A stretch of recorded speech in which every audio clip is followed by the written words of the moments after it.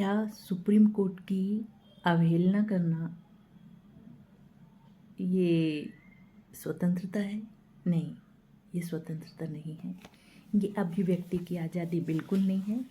ये contempt of court है। आप लोगों ने अभी लेटेस्ट सुना होगा कि सुप्रीम कोर्ट में किसी व्यक्ति ने अपनी बात रखते हुए, पूरी बात ना रखते हुए, आपा खोते हुए और पेपर उछालते हुए अपशब्दों का इस्तेमाल किया। नमस्कार, मैं हूँ एडवोकेट माया मतकोरिया। हमें ये समझना होगा कि हमें अदालत की गरिमा बनाए रखना ज़रूरी है, क्योंकि यदि हमारे मूल अधिकार हैं प्रत्येक चीज़ के, तो उन अधिकारों की रक्षा न्यायालय करती है। सर्वोच्च न्यायालय हम सभी को जो मूल अधिकार मिले हैं उन सब की रक्षा करते हैं। इसलिए जो भी वाक़या हुआ उस सब की मैं बहुत निंदा करती हूँ। वकीलों को किसी भी तरह से गलत ना समझा जाए। किसी एक के इस तरह से व्यवहार करने से पूरी न्याय व्यवस्था खराब नहीं होती। वकीलों के लिए भी जो कानून बने हैं उनका पालन करना बहुत ज़रूरी है। और मुझे कुछ प्रश्न पूछे कुछ लोगों ने। मैं बता रही हूँ कि भारत के संविधान में कंटेम्प्ट ऑफ कोर्ट, अदालत की अवमानना का अलग अनुच्छेद है, जिसमें कि जिसे कंटेम्प्ट ऑफ कोर्ट एक्ट 1971 में उसे पूरा बताया गया है। देखिए, मैं बता रही हूँ कि एडवोकेट को बहुत धैर्य रखना ज़रूरी होता है, क्योंकि हम लोगों के केस रखते हैं, उनकी चीज़ें समझते हैं, अदालत के सामने रखते हैं। एक नहीं कई तरह के केस होते हैं, इसलिए हमें प्रत्येक परिस्थिति में अपना आपा नहीं खोना चाहिए। हमें धैर्य बनाए रखना चाहिए। और सबसे पहली जो ज़रूरत है व्यवहार की, वो है कि एक शांत दिमाग से हम अपनी चीज़ों को व्यक्त करें। इसलिए ये जो भी वाक़या हुआ है, इससे लोग ये ना सोचें कि न्याय व्यवस्था खराब है। न्याय व्यवस्था भी अच्छी है और वकील भी अच्छे हैं, अपने पूरे नियमों का पालन करते हैं। देखिए, भारतीय संविधान का अनुच्छेद 129 सर्वोच्च न्यायालय को कोर्ट ऑफ रिकॉर्ड घोषित करता है और उसे अपनी अवमानना के मामले में दंड देने की शक्ति भी प्रदान करता है। शक्ति प्रदान करता है। लेकिन सुनने में आया है कि इस मामले में कोर्ट ने अपनी गरिमा का ध्यान रखते हुए उस व्यक्ति को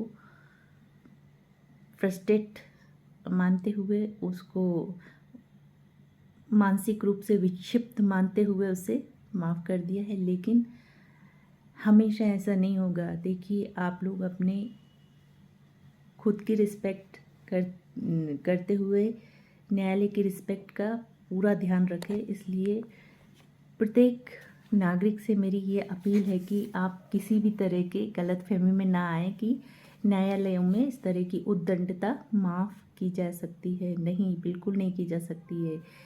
न्यायालय इसी प्रकार जो अनुच्छेद 215 बोल रहा है कि प्रत्येक उच्च न्यायालय को कोर्ट ऑफ रिकॉर्ड घोषित करता है और उसे अपनी अवमानना के लिए दंड देने का पूर्ण अधिकार है।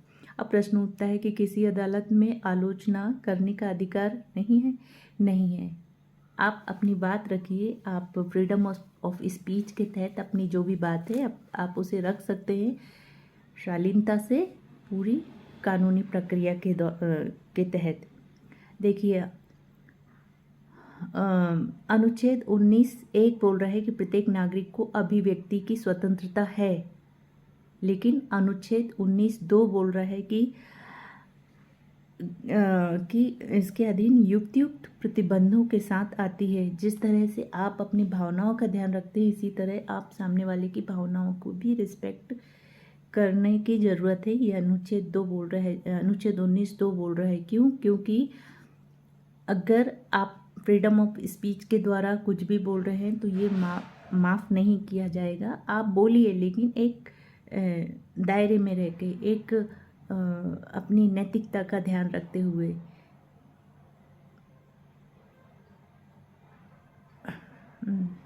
देखिए, यदि किसी व्यक्ति का व्यवहार न्यायालय की कार्यवाही में बाधा उत्पन्न करता है या न्यायपालिका की गरिमा को प्रभावित करता है तो अदालत तथ्यों और कानून के आधार पर कार्रवाई कर सकती है। ऐसी कार्रवाई कंटेम्प्ट ऑफ कोर्ट्स एक्ट 1971 की और संविधान द्वारा जो मैंने बताया और प्रदत्त शक्तियों के अनुसार भी दी जाती है। याद रखिए कि प्रत्येक व्यक्ति को निष्पक्ष सुनवाई का अधिकार है। केवल समाचार या सोशल मीडिया के आधार पर किसी को दोषी मान लेना उचित नहीं है। अंतिम निर्णय न्यायालय और के समक्ष प्राधिकरण ही करते हैं। इसीलिए इस तरह की घटनाओं को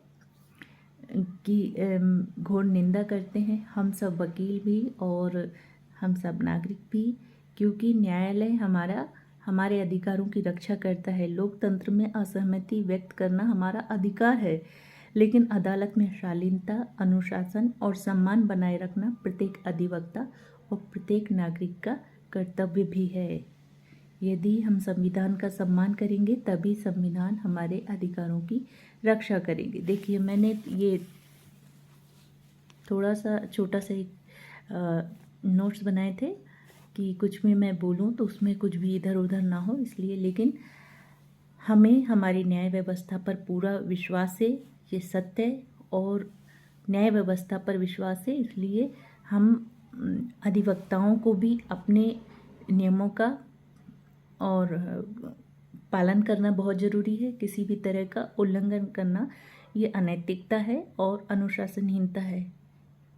कोई भी वकील जो जूनियर हैं, जो अभी छोटे छोटे शहरों से, गांव से, तहसीलों से निकलकर शहरों में आए हैं और अभी शुरुआत की है उन्होंने वकालत की, ये ना समझे कि कोर्ट के सामने कुछ भी बोल देना न्यायोचित होगा। बिल्कुल नहीं होगा। इसलिए सबसे पहले आप अपनी बात रख रहे हैं तो पूर्णतः शालीनता के साथ फुल ड्रेसअप होकर, एक कोर्ट की गरिमा होती है, आप कोर्ट की गरिमा बनाए रखेंगे तो आपकी भी समाज में गरिमा बनी रहेगी। आज मैं सभी लोगों को संबोधित करती हूँ, चाहे प्रत्येक नागरिक हो। हमें अपने विचारों को अभिव्यक्त करने की स्वतंत्रता है, लेकिन किसी की इंसल्ट करने की स्वतंत्रता नहीं है। आप बात रखिए, शालीनता से रखिए। कुछ डॉक्यूमेंट देना है, एप्लीकेशन देना है, आवेदन देना है तो उसमें शालीन भाषा में आवेदन दीजिए। उसी बात को हम शालीनता से भी कह सकते हैं। उद्दंडता से कुछ नहीं मिलता है। उद्दंडता में सिर्फ आपको दंडित किया जाएगा। आज के लिए इतना ही। अब मैंने कोर्ट की जो कार्रवाई के दौरान न्यूज़ में देखा, मुझे बहुत दुख हुआ। हम सब मनुष्य, हम कितनी भी परेशानी में रहें, लेकिन हम बड़ों का अपमान नहीं कर सकते। इसलिए सर्वोच्च न्यायालय और न्यायालय प्रत्येक न्यायालय हमारे अधिकारों के लिए है, हमारी न्याय के लिए है। हमें अपनी न्याय व्यवस्था पर पूर्ण विश्वास बनाए रखना होगा ही, तभी हमारे समाज की व्यवस्था शांतिपूर्वक चलेगी। आज के लिए इतना ही।